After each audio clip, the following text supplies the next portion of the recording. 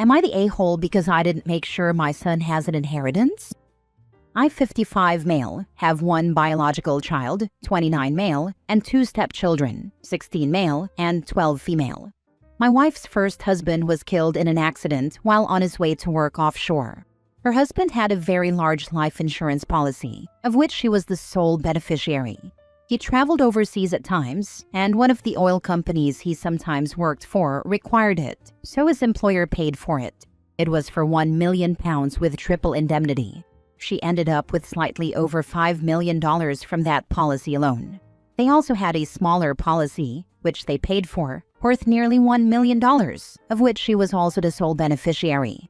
She and her children received settlements from his company, and she also gets monthly Social Security survivor benefits for her children. She has all of this money invested and receives periodic payments from it. All of that is her separate property. My wife bought and maintains the house we live in with her separate money, so it is hers alone. We spend our salaries on our cars, living expenses, vacations, and things like that. About a month ago, my son mentioned that he was expecting that he'd get half of our house and her kids would each get 25% when we died. He also thought that I, and therefore he, was entitled to part of her separate property. I explained to him that the house is hers, paid for by income from her separate property, and that her children would inherit the house. I also explained that all of her investments are separate property and that I have no claim to them. He initially expressed concern for me in the event that I outlived her. She has granted me the right to use the house, and I would receive a monthly income from her investments, but her children would inherit the house and money after we both died. I explained that we keep our salaries separate. She pays 100% of the house and upkeep. Anything that benefits us and the kids is split, with her paying 3/4 and me paying 1/4. If it benefits only her and me, we split it 50-50. Sometimes she pays everything if it's something that is mostly for the kids' benefit. For example, if we go on a vacation, she'll pay for the accommodations and activities, and we'll just split the food. If you count all her income, salary, separate property, and Social Security, my salary is only about 20% of our combined income. He blew up and said that I should have insisted that we use our salaries to pay for the house, put it in both of our names, and made her spend her money on other expenses. He's very angry that I'm pissing all my money away on my stepchildren, and he currently isn't speaking to me and is refusing to come over at all during the holidays. Am I the a-hole for not negotiating with my wife to make sure he had a bigger inheritance? He will get something. He'll definitely get a whole life insurance policy, $25,000, and whatever cash I have in my checking account, usually a few $1,000s. Edited to add, my annual salary is about $60,000. Before I married my wife, I lived in an apartment and drove a 12-year-old car. My life is drastically different since I married her, but I like to pay my own way as much as I can. Now for the top comments. Your son sounds like an entitled little turd. Maybe suggest he makes his own way in the world and stop planning to use an inheritance he isn't getting. Absolutely. Even though OP didn't give a timeline, just going by the kids' ages, OP's wife and stepchildren weren't even in OP's life before his biological son was an adult. How could the son ever have come up with the delusion that his father could afford that house and that he'd inherit half of it, plus part of her other assets? We've been married for 5 years. I live in the UK, and in Scotland it's almost impossible to cut your kids out entirely, but in England, you can cut them out very easily. He is behaving like an entitled douche, and I'd be inclined, if you can, to introduce him to no inheritance at all. There is an a-hole in this scenario, OP. It just isn't you. We are in the US. Essentially, my wife owns the house we live in and pays all the upkeep with income from investments that are her separate property. I don't own any part of it and am not entitled to any part of it. She is leaving her property to her children. I am leaving my son nearly my entire estate. I just don't have much compared to my wife. I have a whole life insurance policy, my car, my checking account, and my personal belongings. I do specify that all household furnishings are left solely to my wife, except for a cedar chest that belonged to my grandmother. My wife paid for pretty much everything in the house anyway. I just didn't want there to be any question about whether the sofa was hers alone or ours.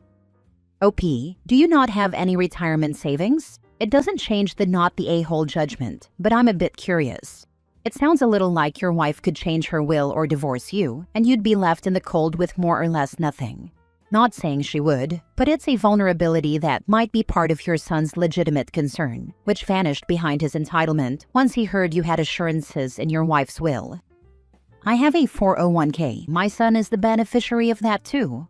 I just don't really think of that as part of his future inheritance because I plan to use it when I retire. Next story. Am I the a-hole for refusing to share inheritance with sisters because they told me that it is a son's duty to take care of parents? I am a 30-year-old male with two elder sisters, aged 33 and 36. Both are married and have children. They are doing well in life. One runs a successful business, and the other is a banker. I left my MBA when my mom had a stroke and my dad became sick. My sisters barely took care of them, as in our culture, sons are expected to take care of parents. However, our parents invested equally in our education and marriage funds. They gave us equal opportunities, and my sisters' marriages were fully paid for by them. I had to leave my MBA and take a job nearby so I could take care of my parents. My parents once shared their will, stating that everything would be divided equally among the children. But disappointed by my sisters, they changed it. First, my mom passed away, and later my dad, within a span of 2 months. My parents were government officers, had great pensions, and saved well.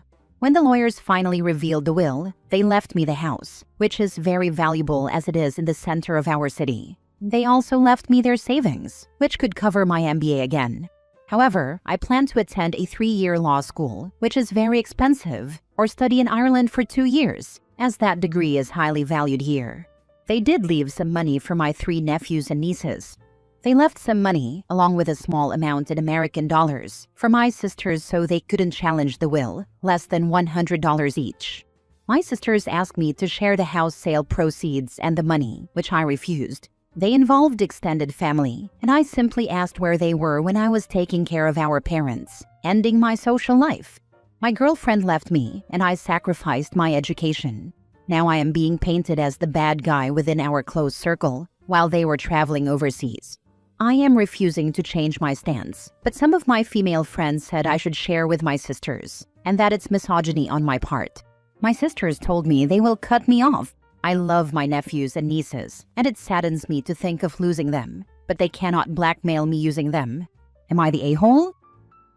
Not the a-hole. It was your parents' money to do with what they wanted. They wrote their own will and deliberately chose to leave your sisters out of it. Not uncommon when the kids don't step up when the parents are elderly and ill. Your parents did not want them to inherit. They did it to punish your sisters, and they left it to you as a reward for being there for them. So let the will stand and keep the money. You do not owe your sisters a share. I guess it wasn't the culture that said boys take care of parents. Parents repaid the gift the son provided. Not the a-hole. I agree. Keep the house and raise your family in it. Take a few years before getting married, because I doubt you are familiar with how dating is different now.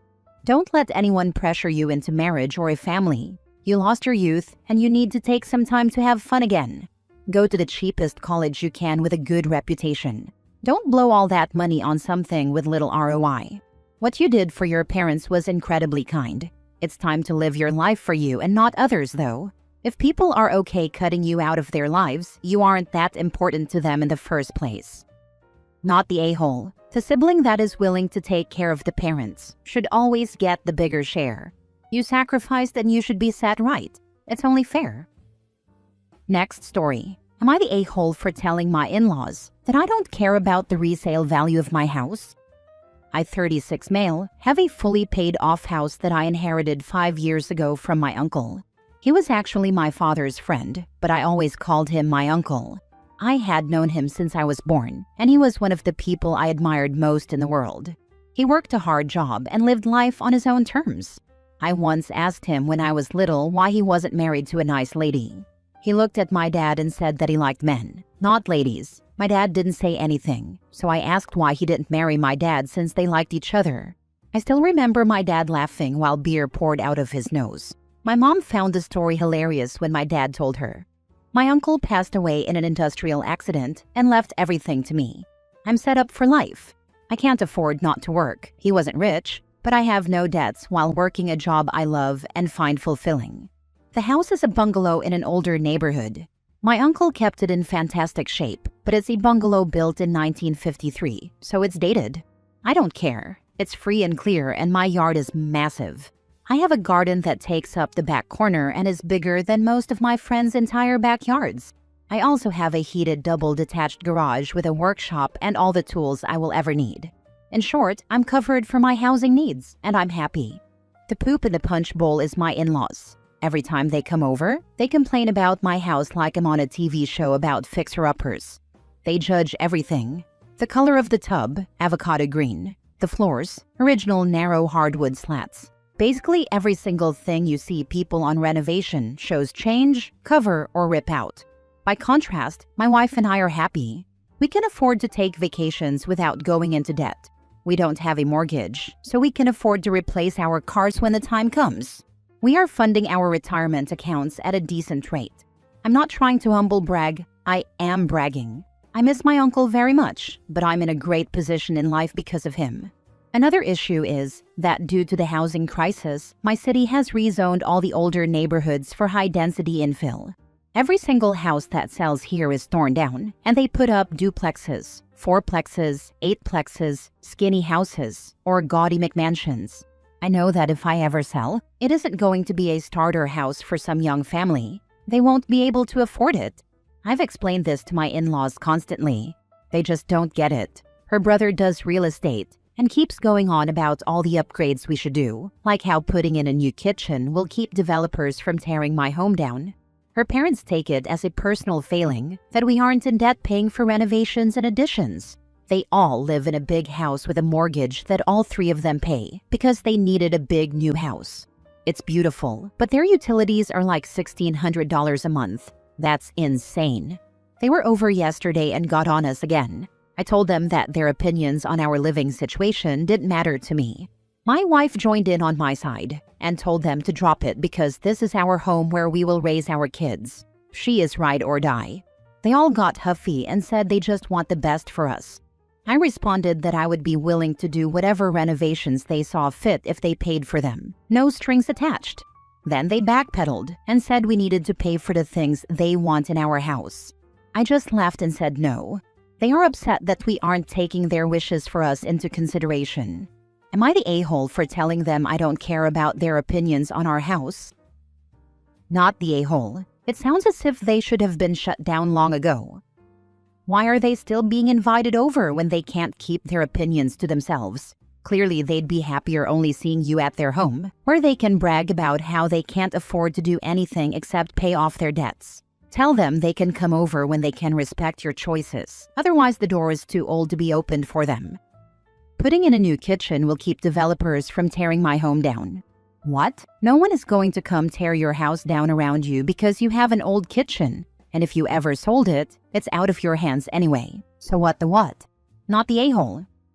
That was just one example. Like he thinks anyone that can afford a house these days wants a 72-year-old fixer-upper. I know when I sell, this house will be torn down. He's an idiot. Not the a-hole. You are in the right and you know it. My neighborhood is the same way. Good for you and your wife for not going into debt over trivial stuff.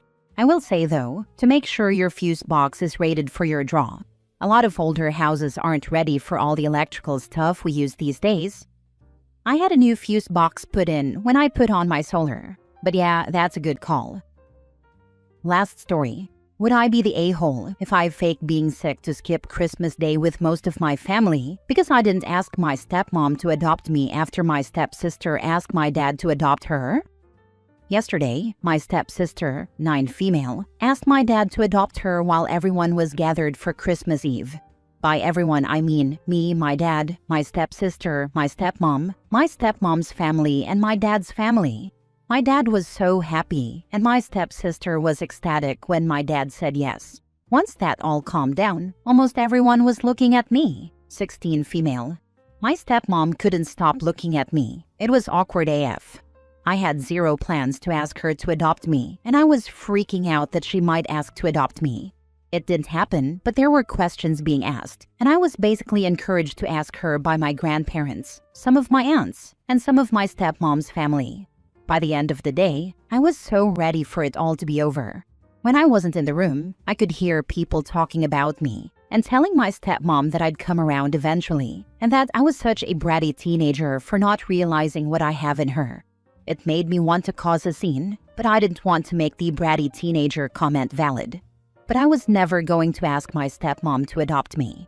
It would never be something I want. I don't see her as my new second or extra mom, or my mom at all. I don't love her. I'm not that close to her. She never became my parent in my heart or my head. The only reason I call her my stepmom is out of respect, and because I love my dad and he loves her, and he wants us to be a family. My dad and stepmom know how I feel. It was talked about one-on-one and in therapy. My stepsister is different because she was so young and doesn't remember her biological dad. But I knew my mom, had a relationship with her, and had her in my life until I was 9. And I've said it before, nobody new will come in and take on the motherly role in my life. I just know the adoption stuff isn't over though. I know it'll be talked about again today, and I know everyone is going to be watching me and willing me to ask her. I want no part of that, so I'm considering faking sick so I can stay home. My dad will be upset because I figure he might see through me, but I don't think anyone else will. Would I be the a-hole if I do that? Take a mental health day. Tell them you are not feeling good. This is how I survived my childhood. I am still known as the kid that was sick every holiday. No people, I'm just avoiding all the drama. I think your stepsister was put up to asking your dad about adoption by your stepmom. I can't imagine a 9-year-old coming up with that concept on her own and expecting as a result that you would ask for the same. Not the a-hole. Have a talk with your dad this morning. Tell him how you feel. And don't lie or fake sickness. He should be willing and able to shut down any pressure thrown your way by your relatives. She wasn't put up to it. She's talked about wanting to be adopted for a while because one of her friends was, and she hates that my dad isn't her real dad. She calls him dad and always told people he was her dad. But in school, some kids told her he couldn't be her real dad unless he adopted her. Okay, that doesn't change your feelings though. Have that talk with your dad and proceed from there. Explain the reasons about not wanting an adoption. I'll bet he understands. He already knows my reasons. It hasn't really changed anything. Him and my stepmom have known for years, but I know he won't shut it down or help me. He doesn't push me, but he doesn't help either.